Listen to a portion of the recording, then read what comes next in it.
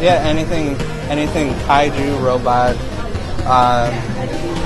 I don't even think it's nerdy. I just think it's more interesting. I guess on a normal people perspective, on a boring people note, yeah, it's nerdy. But in general, in an objective point of view, you know, robots, monsters, stuff that's interesting. Yeah, I guess I was using it more sort of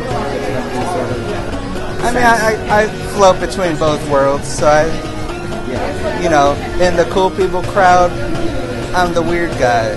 In the nerdy crowd, I'm still the weird guy. I don't know. It's just, that's where I'm at, I guess.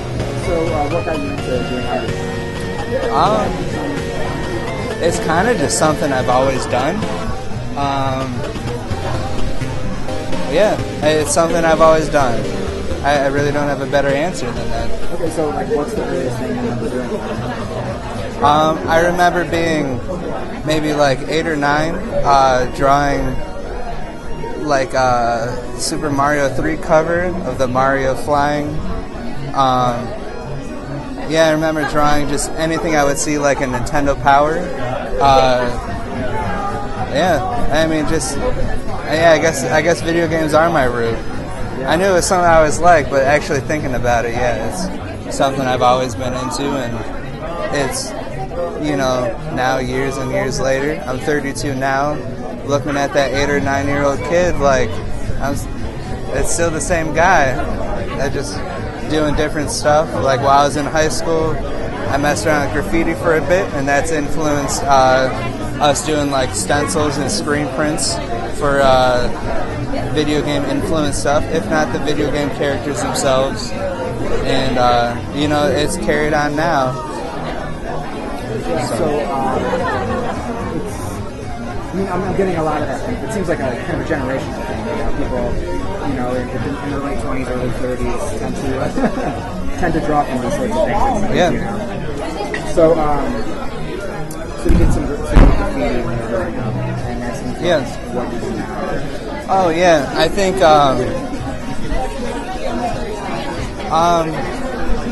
it's on different levels too. I've always done bands, and so I've always had that whole DIY perspective of things. I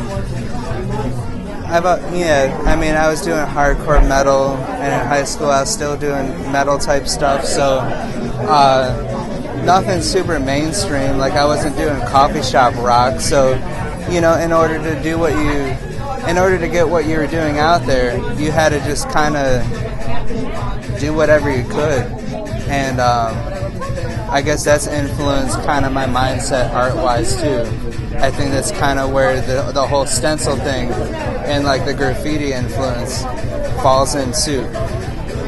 Yeah, it's kind of an all-rounded thing that I evolved from out of, you know, a teenager of the 90s that was just, you know, doing graffiti, playing in a band, skateboarding, and then now, you know, almost 20 years later, you know, we're on to that second decade since the 90s. I'm still the same guy. I guess what I do art-wise is a little bit different, but I think I've honed in on what the fire that energizes me. And it's still video games and just stuff that's fun. And that's, I think that's where my passion lies. Serge and I, we specifically are into making things real colorful and bright and energetic, and that's why him and I started our company together. We're just on that same channel, super bright, crazy, just make something fun, and you know, it might not be something like super intricate, but if you make something fun, people will like it. And, you know, that's what we like. It worked when I was in a band. Rather than making super technical music, we made music that was fun. People liked it. You know, it was a good thing. And it applies the same thing. I feel like it applies to everything. But in my instance right now, same thing to art. Make stuff that's fun. Make stuff that people can enjoy. And as long as you enjoy making it, like, it's a win-win all around. So I agree with you 100%.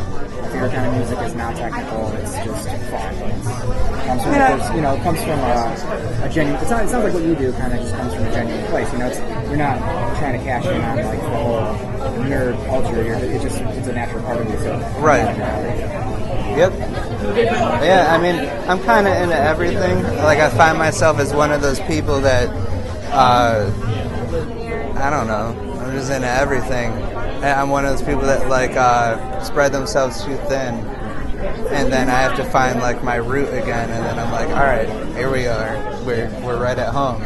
But, I mean, you have to grow and evolve, try different things, and it worked musically, and now it's working artistically, so...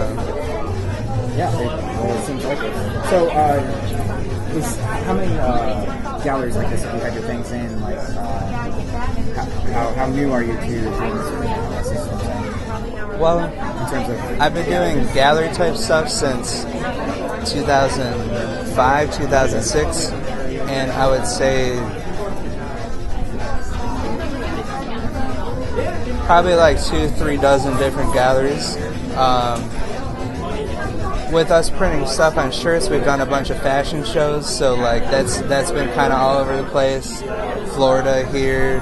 I've made designs for shirts that ended up as part of like the wardrobe of movies. So all the way out to West Coast.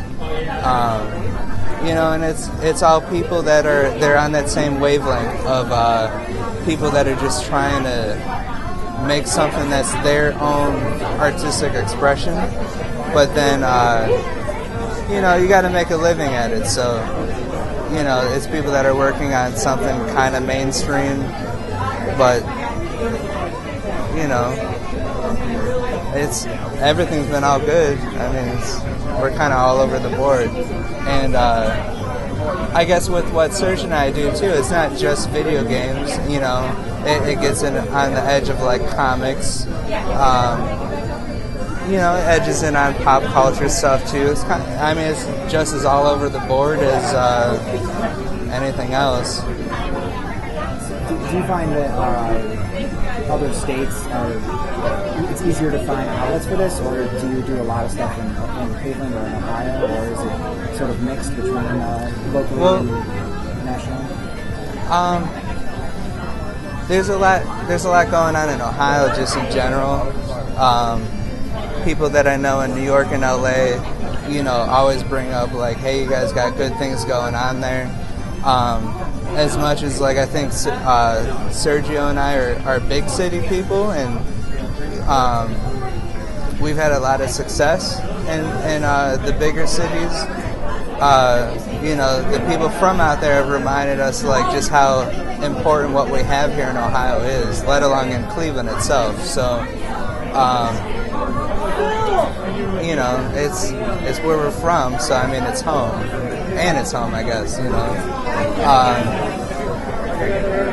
Yeah, I mean, we've had success on every coast and at home. Cleveland's our home, so it's where everything's going down. You have all the movies starting to be filmed out here, and we're having our friends come out here to us, so it's a win-win for everyone. Well, that's good. Yes, Sergio mentioned that he was hoping to maybe get something going, some sort of like big explosion of like all the local talent and stuff, like a big huge event. Is that something you guys can talk about? Oh yeah. It's as an artist, you tend to seclude yourself from people in general. It's pretty easy to get caught up in your own world. I think the more of us that get together and unite, and I hear the same thing from bands right now too, saying like the scene died in Cleveland. I don't think it's necessarily the case art-wise, but like it can always be better. And what I noticed hanging out in LA is each city had like its own scene.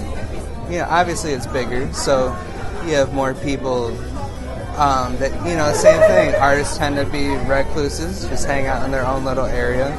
And, looking at like, oh man, like why aren't these people hanging out in other neighborhoods where like Cleveland, people tend to display east side, west side. They tend to just not stay in one spot.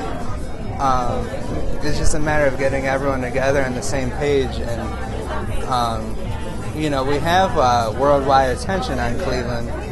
It's just a matter of using that spotlight to everyone's advantage. It's not just about one artist; it's about everyone. So yeah. Well, I feel like we kind of covered all the bases. Is there anything else you wanted to say that we didn't talk about? Or? No,